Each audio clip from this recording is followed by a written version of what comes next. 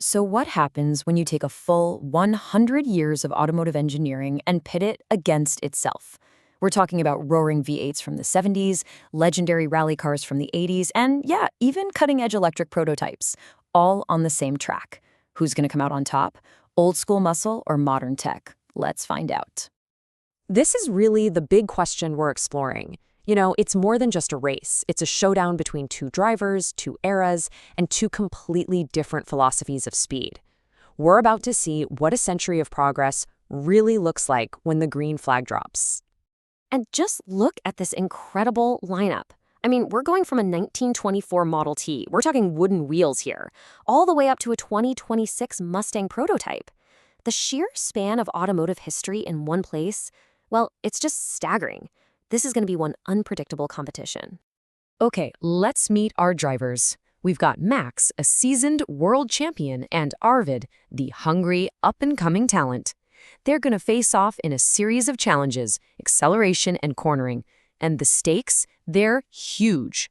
Winning these rounds means you get the all-important first pick of the cars for that final winner-take-all race. First up, pure, unadulterated street-line speed.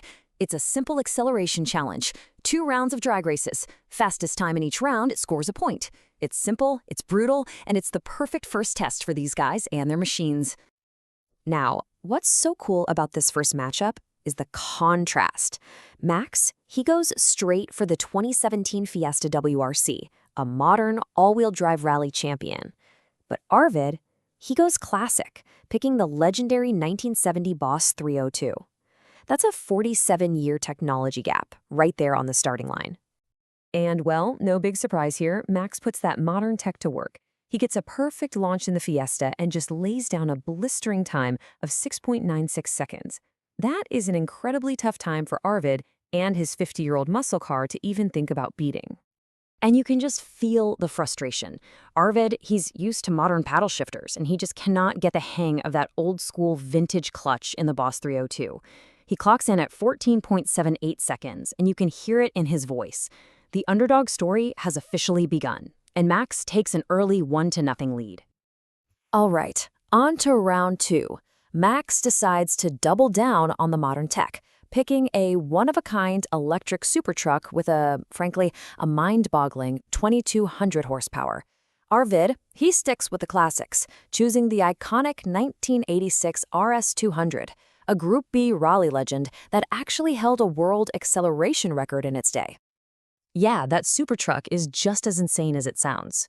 Max uses all that instant electric torque to set an even faster time of 6.47 seconds. Now, Arvid improves a lot in the RS200, but it's just not enough. The results are pretty clear.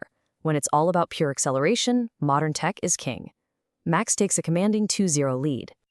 So, with Max up 2-0, it's starting to look like he's just going to cruise to an easy victory, right? But this is where the competition takes a totally fascinating, completely unexpected turn. Arvid is about to get a lifeline from the most unlikely place you could imagine.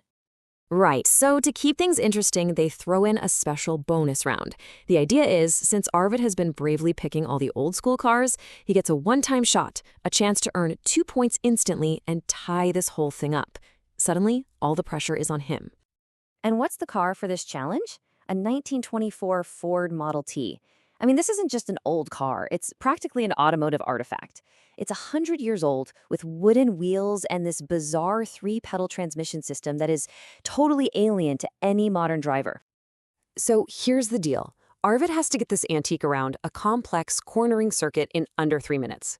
For perspective, a modern race car does it in under 1. The Model T, with a top speed of maybe 40 miles per hour, this seems almost impossible.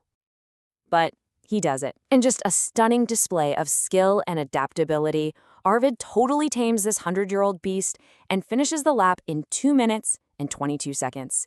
He absolutely crushes the target, and just like that, the underdog is back in it. The score is all tied up, 2-2. This makes the final preliminary challenge, the cornering test, absolutely critical. With the score tied, the winner here gets that first pick for the finale. Max grabs the newest car on the lot, the 2026 Mustang Dark Horse, and Arvid, now kind of embracing his role, picks the legendary 1966 GT40. So Max does win the round with a very fast lap of 37.81 seconds, and he secures his first pick. But honestly, the real story here is Arvid. In a car 60 years older, he's only 4 seconds slower. You can see he's gaining confidence. He's proving he can handle these incredibly tough vintage machines. And so, here we are, the final challenge. It's a head-to-head race on the full circuit. Both drivers on track at the same time. One winner. Fastest lap takes it all. This is for all the marbles. With that advantage he earned, Max picks the raw, powerful Australian V8 supercar. And this leaves Arvid to choose from what's left. And in this fantastic twist, he finally gets his hands on a modern machine, the 2025 Mustang GT3, complete with paddle shifters, modern aero, the whole shebang. The stage is set. After 2 incredibly intense laps with both guys pushing their cars to the absolute limit, the times are in. And in a stunning upset, Arvid, the underdog, lays down a fastest lap of 1 minute and 3 seconds, beating the world champion by a full 3 seconds. He takes the overall victory. Wow. So, how on earth did that happen? How did the driver who was struggling so badly in the beginning pull off such a decisive win in the end?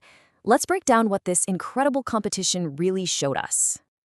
This table really tells the whole story, doesn't it? You see Max's early dominance, winning the challenges that were all about raw, modern power. But then you see that turning point, Arvid's crazy comeback in the Model T. That bonus round leveled the playing field and set him up to win the one race that truly mattered. And I think this is the crucial takeaway. While Max was comfortably winning in the newest, fastest cars, Arvid was basically getting a masterclass in car control by wrestling with these difficult, unpredictable vintage machines. You have to wonder if that experience just sharpened his skills, making him more adaptable for that final showdown. This whole thing just brilliantly illustrates that tension between technology and pure human skill. Look, a century of engineering has definitely made cars faster and easier to drive. But as Arvid proved, the ability of a driver to adapt, to learn, and to squeeze every last ounce of performance out of a machine, well, that's what ultimately separates the winner from the rest. It really makes you ask, what matters more, the car or the driver behind the wheel?